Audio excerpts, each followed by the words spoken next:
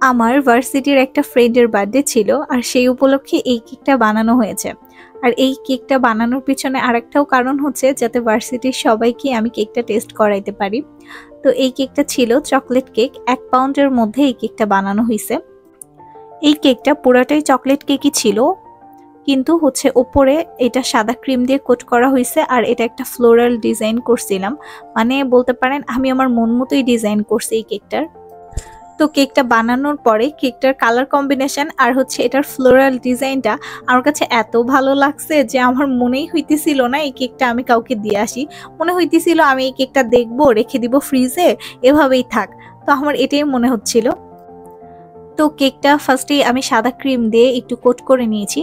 এরপরে ওপর দিয়ে আমি একটা পার্পল কালার কয়েক ফোঁটা দিয়েছি আর কেকের পাশ দিয়েও আমি হচ্ছে একটা কাঠির সাহায্যে পার্পল কালারটাই হচ্ছে হালকা হালকা করে দিয়ে নিয়েছিলাম একটা কাঠির সাহায্যে। তারপরে কেকের ফিনিশিংটা খুব ভালো মতোই নিয়ে আসছি কালারটা দেওয়ার পর। এরপর একটা ঘাস নজলসের সাহায্যে আমি পাশ দিয়ে ঘুরিয়ে ঘুরিয়ে একটু ডিজাইন করে নিচ্ছি। আপনারা একটু লক্ষ্য করলেই দেখতে পারবেন যে আমি কিভাবে ডিজাইনটা করছি।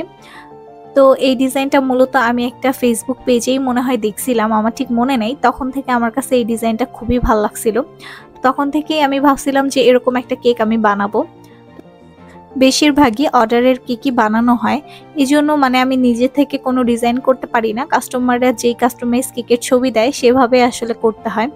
তো এই যেহেতু একটা সুযোগ পাইছি, এই সুযোগটাই কাজে লাগাইছি, তাই আমি মন মতো করে ডিজাইন করছি।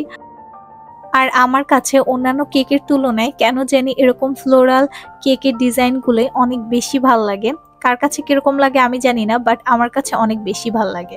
তো যাই হোক, আমি একটা রোজ নজেল দিয়ে এরকম ফুলের পাপড়িগুলো দিয়ে দিচ্ছিলাম। আমার কাছে এই ডিজাইনগুলো বেশ ভালো লাগে।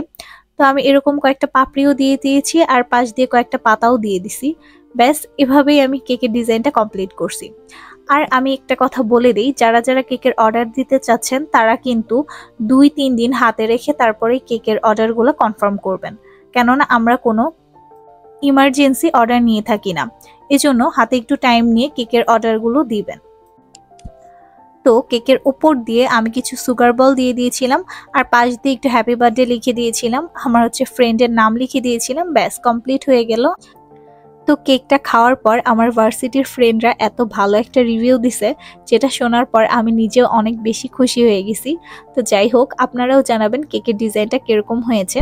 তো আজকে এখানে ভিডিওটা শেষ করছি। ভিডিওটা কেমন লেগেছে এটা অবশ্যই কমেন্ট বক্সে জানাবেন। সকলে সুস্থ থাকবেন এন্ড ভালো থাকবেন। আল্লাহ হাফেজ।